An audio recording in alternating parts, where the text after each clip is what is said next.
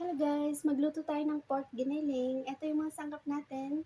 Garlic, onion, salt, bay leaf, fresh tomatoes, tomato paste, soy sauce, ground black pepper, potatoes, carrots, and the minced pork. Let's do the cooking. Maglagay tayo ng mantika guys. Tapos ilagay muna natin yung carrot.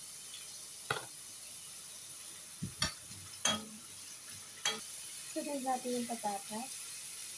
Lutuin natin ng 5 minutes.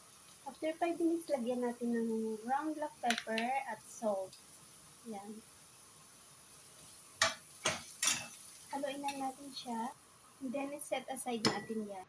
Then, mag-isa tayo ng sibuyas. Tapos, garlic. Tapos, ilagay na natin yung fresh tomatoes. Lutuin lang natin yung tomatoes. Tapos, ilagay na natin yung pork, giniling.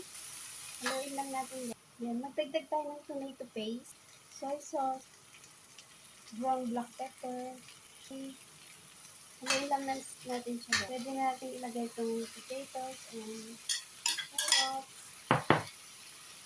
Maglagay din tayo ng tubig guys. Maglagay tayo ng asukal. Takpan natin guys hanggang sa